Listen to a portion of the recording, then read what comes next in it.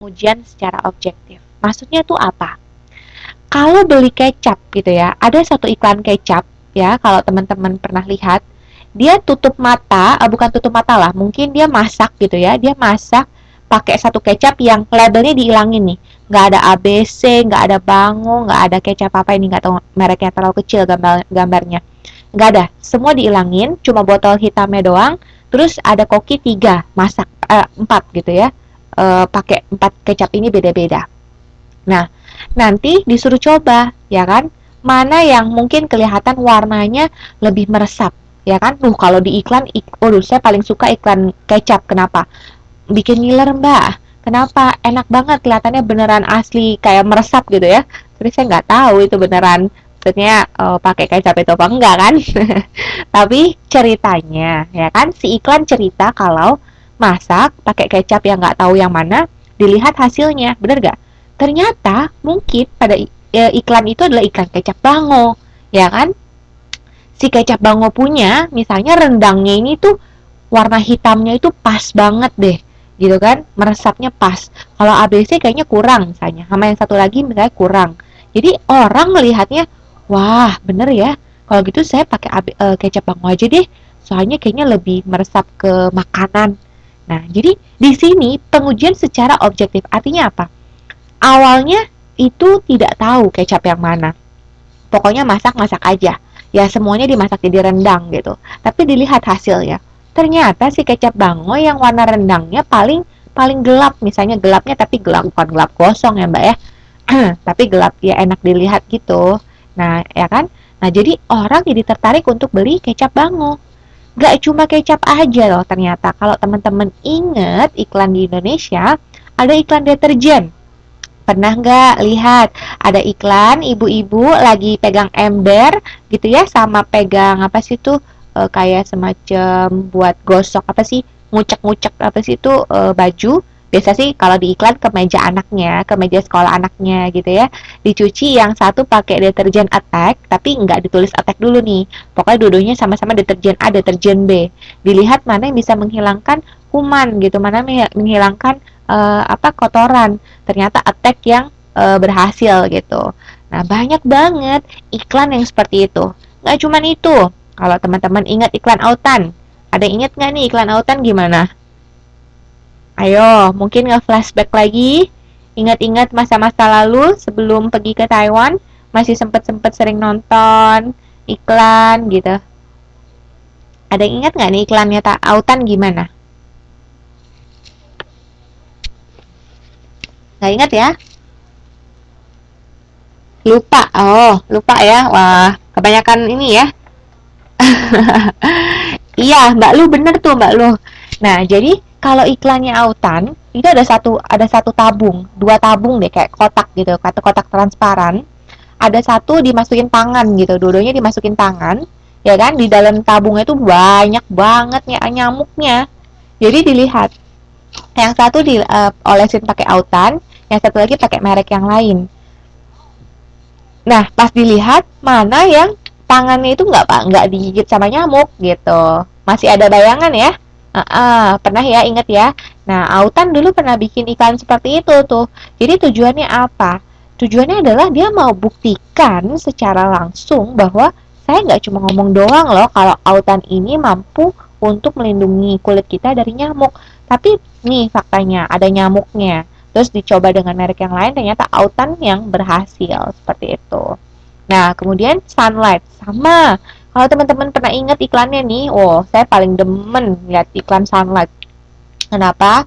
Karena um, saya hafal tentang iklan, nggak juga sih Mbak Nurlela, ya kan saya juga ingat-ingat aja, karena kan akan membahas mata kuliah kita, jadi biar lebih gampang diserap gitu. Kalau ingat iklan langsung cepet gitu ingatnya kan mata kuliahnya. Nah, mau makan gratis cicipin dulu dengan Sunlight. Waduh, ada ya iklan makan gratis ya. Tahu saya tuh dulu ya, iklan Sunlight tuh iklan 1000 agen Sunlight.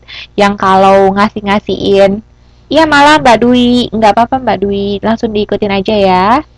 Nah, iklan Sunlight tuh yang 1000 agen Sunlight itu loh. Jadi ngerekrut-ngerekrut orang. Terus saya inget banget, Sunlight tuh ya iklannya lucu. Iklannya itu Satu tetes sunlight bisa bikin 1.000 piring bersih. Sebenarnya sih itu impossible banget ya Mbak ya. Masa misalnya ratusan piring cuman hasil setetes. Saya kalau cuci piring mesti mompa itunya berkali-kali, ya enggak? Nah, cuman tetap iklannya tetap menarik ya. Nah, dia pintarnya, dia bikin iklan itu dia juga sama, dia cuci, dia ada berbagai misalnya penggorengan gitu ya, penggorengan kemudian piring-piring yang kotornya nauzubillah parah banget deh, pokoknya kotor banget gitu. Nah terus tuh ini apa namanya, dicuci nih pakai deterjen yang warnanya hijau, pencuci piring yang warnanya hijau juga. Tetesannya pakai galon ya, jangan Mbak, itu mah bukannya nyuci pakai ini, pakai apa, air, pakai ini itu mah. um, oh, oke, iya iya iya Mbak Uswatun, nggak apa-apa ya. Oke, selamat beraktivitas ya Mbak Ustatin ya. Nanti jangan lupa dilihat rekaman ininya, video YouTube-nya ya. Jadi bisa tetap mengikuti. Iya, sama-sama Mbak Uswatun. Oke, saya lanjut ya teman-teman ya. Nah, jadi balik lagi nih. Iklan-iklan ini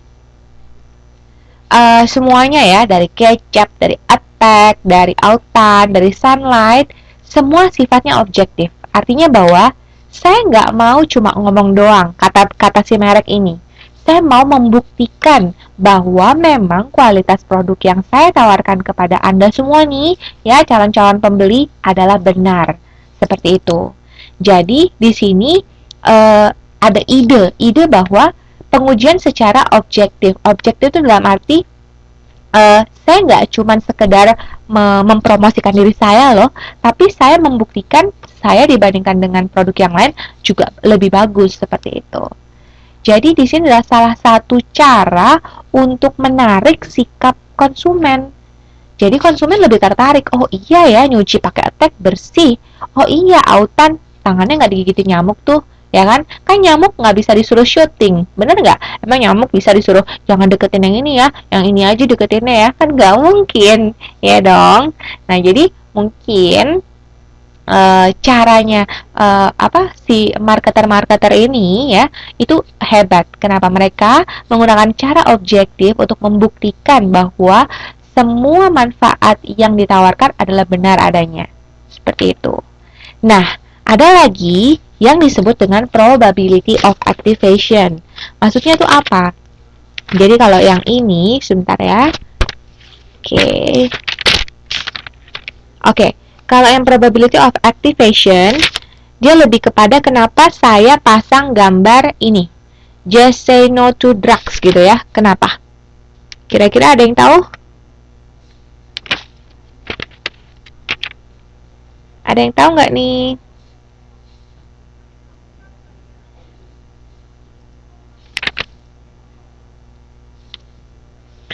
Kalau teman-teman mau lihat di halaman 3.6 ya, itu ada tulisannya adalah probability of activation. Jadi biasanya nih ya, nih kalau misalnya teman-teman lihat di buku ya, di modulnya ya, di halaman 3.6 dia bilang kalau seseorang akan lebih mudah dalam menyatakan sikap anti terhadap narkoba bila secara individu seseorang memiliki pengalaman kerabatnya yang menderita atau meninggal akibat narkoba. Aduh, amit-amit, nauzubillahimindzalik ya. Jangan sampai ada salah satu dari keluarga kita yang bisa meninggal karena narkoba.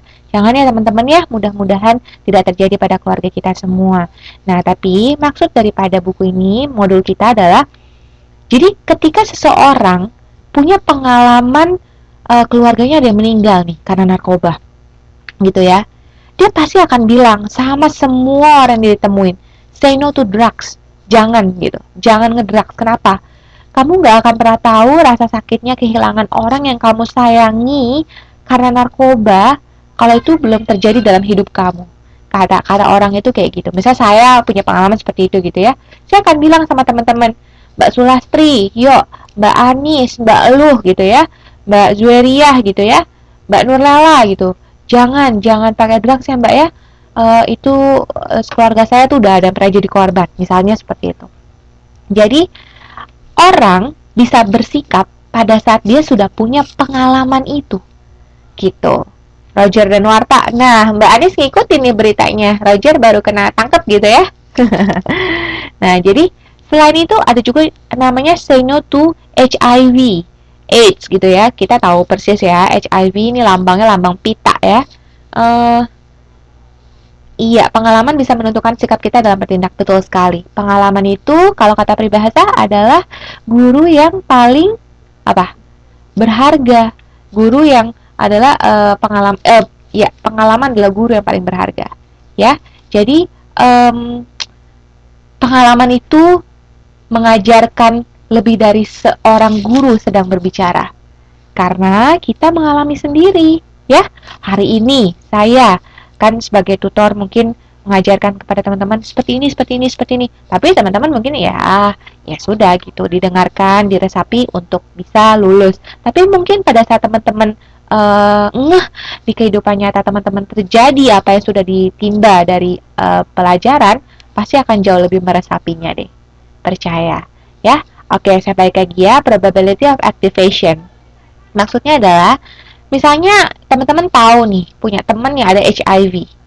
Terus dia sengsara, dia dikucilkan, dia nggak pernah punya teman, dia nggak bisa diterima di masyarakat, dia dijauhi, dia sakit gitu kan, dia harus minum obat mungkin 10 jenis per hari, sengsara banget deh misalnya. Teman-teman prihatin dong. Nah, teman-teman sebagai seorang misalnya teman yang baik mengingatkan, ayo jangan ini ya, jangan mungkin apa namanya pergaulan bebas, jangan mungkin ngedrugs ya kan supaya tidak terkena HIV. Nah, di sini supaya tidak kena HIV. Nah, jadi karena teman-teman punya pengalaman punya teman yang seperti itu, jadi teman-teman lebih semangat lagi untuk memotivasi orang lain. Jadi itu adalah probability of activation. Aktif gitu kan, sesuatu yang sifatnya berdasarkan dari pengalaman dan itu menjadi suatu sikap bagi seseorang gitu. Jelas ya? Oke, saya lanjut lagi. Ada yang namanya level of specificity. Jadi tingkat daripada spesifikasi. Maksudnya apa? Saya punya cerita nih. Di sini ada gambar Wendy's, di sini ada gambar McDonald, di sini ada gambar saung Sunda. Ini saya sebutnya saung Sunda aja deh, ya. Saya nggak tahu juga bilangnya apa nih. Kalau mau bilang warung Tegal nggak mungkin, ya nggak? Atau mungkin ini deh, makanan khas Jogja tuh gudeg deh, misalnya ya, mungkin saung gudeg gitu kali ya. Apa deh, whatever deh, ya. Nah, jadi ceritanya adalah Prengewu. Oh, oke deh, Mbak Celestri ya. Prengewu apa tuh Mbak Prengewu? Saya nggak tahu bahasa Jawa sih. Nah, mungkin istilahnya restoran yang lesehan gitu deh ya, enak banget. Pringsewu. Oh ya, oke deh. Oh iya deh, oke, Pringsewu ya. Oke. Nah, jadi ceritanya adalah Misalnya saya itu dari dulu suka banget makan Wendy's. Enak, kenapa? Kalau McDonald tuh kayaknya burgernya burger kalau di Indonesia ada McDonald harga burger 5.000, bener nggak? Nggak tahu sekarang ya. Mungkin masih ada kali yang 5.000 tapi dibuat kecil karena kan apa-apa naik ya nggak. Kalau dulu gede gitu kan. Nah, tapi saya nggak suka nih sama McDonald. Saya sukanya Wendy's. Kenapa? Wendy's tuh ayamnya gede-gede tuh, liatin gede-gede ya. Waduh, itu tuh biasanya cuma gambar doang. Nah, terus rasanya berbeda karena saya mesti bayar lebih mahal dikit tapi enak rasanya. Wendy's beda gitu ya, saya doyan banget makan Wendy's dari saya dulu sampai sekarang. Suatu hari saya nikah nih, ya enggak, saya punya anak gitu. Nah, saya mikir Wendy's jarang ada di mana-mana, ya enggak. KFC, Mos Burger, King Burger, Burger King mbak.